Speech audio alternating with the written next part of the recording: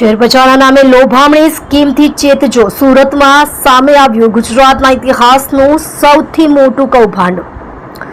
શેરબજારમાં રોકાણના નામે ઊંચા વળતરની લાલચ આપીને નાગરિકોને છેતરતી દુબઈથી સંચાલિત આંતરરાષ્ટ્રીય સાયબર ફ્રોડ ગેંગનો સુરત સાયબર ક્રાઇમ સેલે સફળતાપૂર્વક પર્દાફાશ કર્યો છે.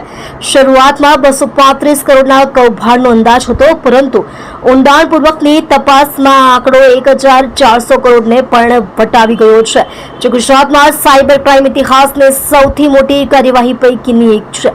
આ મામલે અત્યાર સુધીમાં 4 મુખ્ય આરોપીઓની ધરપકડ કરવામાં આવી છે, જેમાંથી તાજેતરમાં પકડાયેલ આરોપી અજય ઉર્ફે ગોપાલ ભિંડીનો સમાવેશ થાય છે. આંતરરાષ્ટ્રીય સ્તરે કાર્યરત આ ગેંગ ભારતના 23 રાજ્યોમાં ફેલાયેલી હતી, જ્યાં તેમની વિરુદ્ધ કુલ 171 ફરિયાદો નોંધાઈ છે.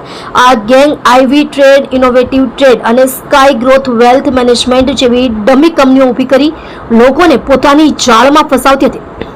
ભોગ બનનારની શેરબજારમાં રોકાણ પર ટૂંકા ગાળામાં જ કરોડો રૂપિયા કમાવાની લોભામણી વાતો કરવામાં આવતી હતી. આ માટે કોઈ માન્ય લાયસન્સ વગર જ રોકાણ સંબંધિત ગતિવિધિઓ ચલાવવામાં આવતી હતી. એકવાર ભોગ બનનાર વિશ્વાસ મૂકી દે પછી બેંક ખાતાઓ અને ખાસ કરીને આંગડિયા મારફતે પૈસા મેળવવામાં આવતા હતા. 100 કરોડથી વધુના આંગડિયા વ્યવહારો દર્શાવે છે કે આ પદ્ધતિનો મોટા પાયે ઉપયોગ થતો હતો. આ સમગ્ર કૌભાંડનું સૂત્ર સંચાલન દુબઈ ખાતેથી થતું હતું.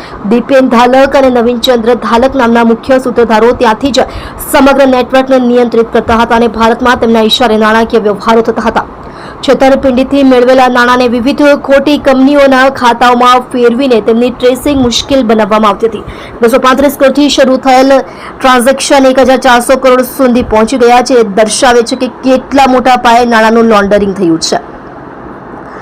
સાયબર સેલ દ્વારા અત્યાર સુધીમાં 4 આરોપીઓની ધરપકડ કરવામાં આવી છે. અજય ઉર્ફે ગોપાલ રાજેશભાઈ રસિકભાઈ ભિંડી, ઉંમર વર્ષ 31, જામનગર. આ તાજેતરમાં પકડાયેલ આરોપી અગાઉના પકડાયેલ ડેનિસનો સાળો છે. તે જામનગરમાં લોન એજન્ટ તરીકે કામ કરતો હતો અને આંગડિયાના વ્યવહારોમાં ડેનિસ સાથે સક્રિય હતો. તેના 4 દિવસના રિમાન્ડ મેળવી વધુ તપાસ હાથ ધરવામાં આવી છે.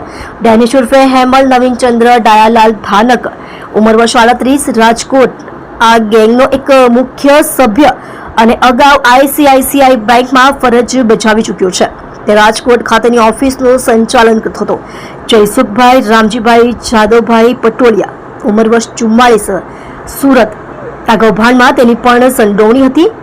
યશકુમાર કાળુભાઈ રામજીભાઈ પટોળિયા, ઉંમર વર્ષ 25, સુરત. તે પણ આ ગેંગનો એક સભ્ય હતો.